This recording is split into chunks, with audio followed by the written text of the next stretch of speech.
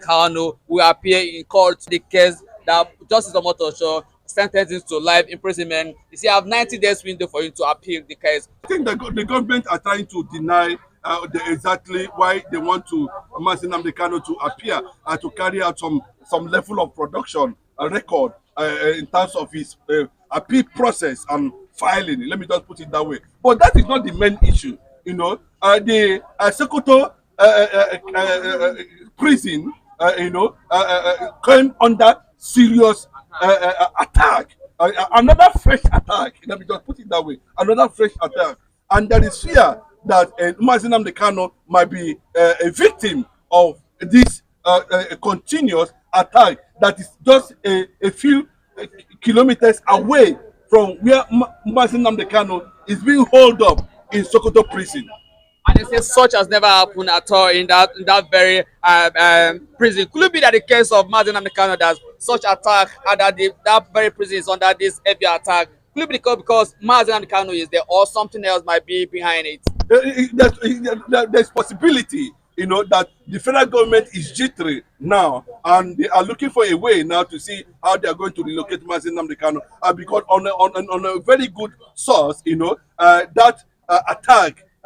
Just imagine in less than a week, we have seen an advancement of attacks from military bandits or whatever, and from definitely that this understanding that one prominent man, one significant figure, called Nnamdi Kanu is in Sokoto prison. The military, the jihadists are also aware. The Fulani military are aware. The Fulani politicians are aware. The northern political class are aware that somebody called Nnamdi Kanu is in Sokoto prison. Yes, a lot of people are saying that he has converted a lot of people there to, IPOB followers. And you can see the report coming from the prison warder, that every morning everybody gathers to listen to Nnamdi Kanu.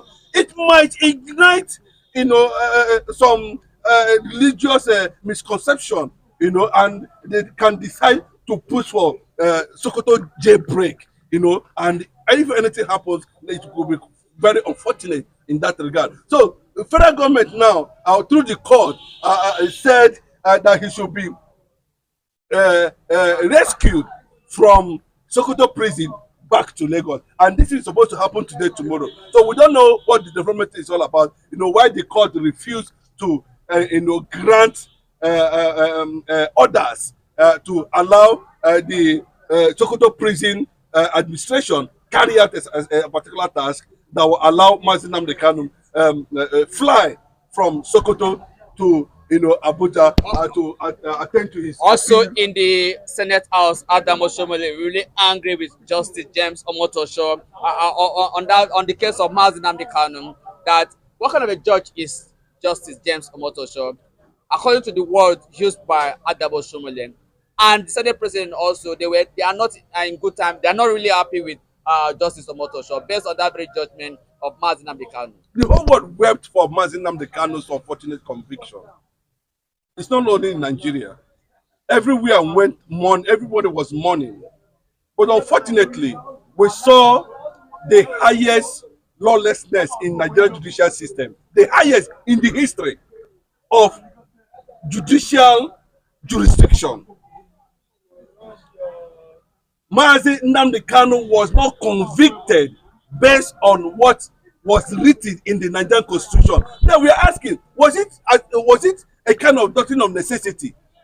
Where and how? And that's what the ICC, the International Criminal Court, is talking about. Say, where did you get the law? Of which jurisdiction did you stand as a legal a practitioner, and of course the chief judge of the Federal High Court, to make that kind of pronouncement? Up till now, the federal government have not answered that question. Omotosho have not answered that question. The presiding judge have not answered that question. Showing that, and most of the politicians, even those who do not like Nnamdi Kanu, are beginning to see, no, this is not correct. And what most of the things Nnamdi Kanu stood for over the years are gradually, happening in our very eyes. He told the Yorubas, the Yoruba they didn't understand. He tried to ignite the consciousness of the Hausas to understand their plight in a region highly dominated by conquest Fulanis. So that reawakening and that consciousness, has gradually started coming into the consciousness of the Hausa. You can see most Hausa boys started reacting. They're asking questions now. How come they have 16 million Fulanis, for instance, controlling over 60 million people in the north? So unless the West themselves, the Yorubas themselves, they don't want to tell themselves the truth. Are they feeling the impact of Martin Nnamdi Kanu prophecies 7 years ago? So if you look at it, so and this thing has come to a point that we have begin to see a well-tailored, sponsored, instigated Fulani judiciary in Nigeria, and their judgment is based on Sharia law, not based on secular law that guides the Nigerian constitution.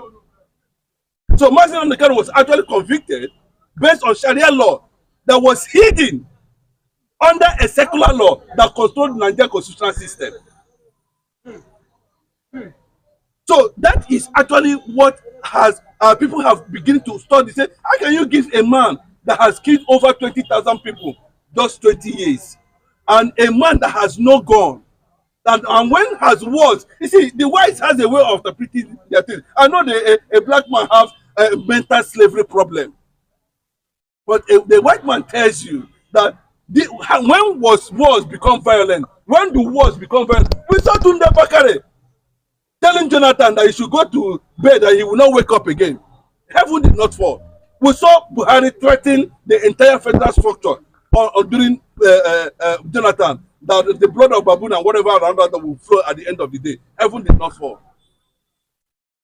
So the problem is that the Fulani oligarchy, political class, in synergy, in collabo with the Arab Fulani DNA in Southwest, are the ones who are taking decisions on how to resist Mazi Nnamdi Kanu from continuous exposing the hidden agenda that is going on in Nigeria. And now that this thing has come to the National Assembly, you can see how the senators were reacting, and everybody was just angry. How did we get to a point that the judiciary themselves are now becoming a terrorist? They say it's the hope of the common man, but we are seeing it very clearly now that they are the most lawless institution, an agent of rigging judicial processes, judgments, pronouncements, justice. All they do is to rig it to to the favor of whoever they want to please at the end of the day. And that is what actually angered Oshomole, that this is clearly an ordered injustice against Mazi Nnamdi Kanu. And I think, and that's why they're saying that at the end of the day, it looks like APC is going to adopt P2B, because Bola Ahmed Tinubu has lost national and international image. And the fear that APC might not want to lose the presidency to the north, so they are thinking of adopting Obi at the end of the day. These are the challenges. Mazi Nnamdi Kanu conviction has totally exposed Nigeria in all ramifications. They cannot be able to manage it anymore. And so at that level now, they are thinking otherwise, whether it was a mistake for them to send it to Sokoto, which is a very horrible and center of jihad attacks. They are saying, okay, come and face appeal. They want to relocate him back to Lagos now. But let us see how that thing actually plays out. But I can tell you, the entire National Assembly has condemned Omotoshan Bola Ahmed Tinubu on what transpired on 28th November 2025. All right, Mr. Chinedu Michael, I think it's a wonderful place to leave it. Thank you for speaking with us.